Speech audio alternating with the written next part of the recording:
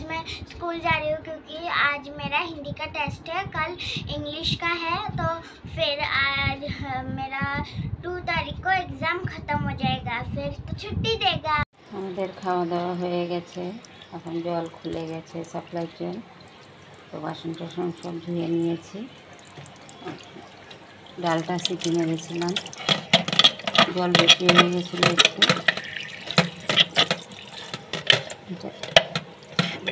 হাত দিয়ে খুলতে হবে। ধুয়ে নিয়েছি, পরিষ্কার করে নিয়ে ডাল সিটি মারার সময় ডাল বেরিয়ে গেছিলো এবং শক্ত হয়েছিল, ভিজিয়ে রেখেছিলাম অনেকক্ষণ। তখন একটু পরিষ্কার করে নিই। যে আমাদের সাপ্লাই জল অনেকক্ষণ থাকবে, 2 ঘন্টা থাকবে জলটা।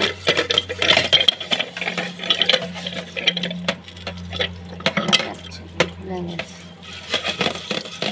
থালা বাসন সব ধোয়া হয়ে গেছে। ধুয়ে দিয়ে সব খাওয়া দাওয়া করে সব থালা বাসন ধুয়ে রেখেছি।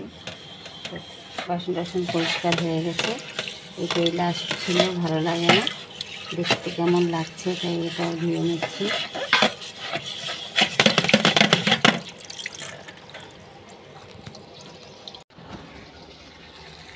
এখানে নিরামিষ তরকারি রান্না হলো, সব কিছু মিক্স করে দিয়ে একটা তরকারি রান্না করেছি।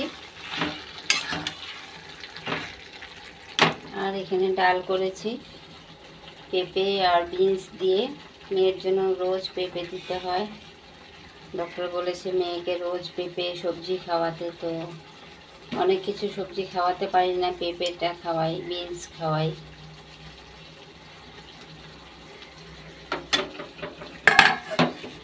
ঢেকে রাখি, এখানে তরকারিটা হয়ে যাচ্ছে।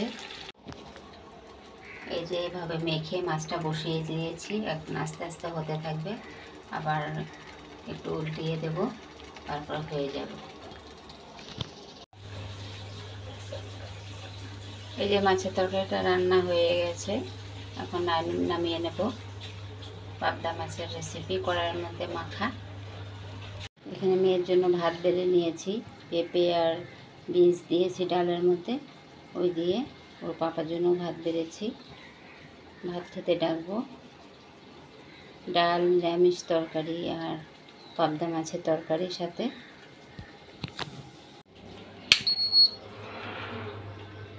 টিচার এসে গেছে, টিচারের জন্য একটু চা বসিয়েছি। ও আবার খায় না, দুধের চা খায় না, লাল চা খায়।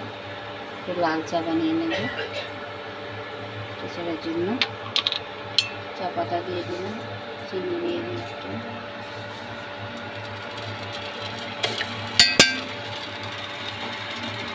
গরম হয়ে গেছে,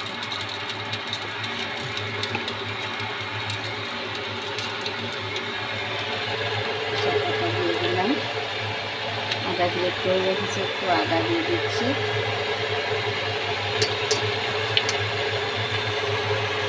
চাটা হয়ে গেছে, ছেঁকে নিই এখন।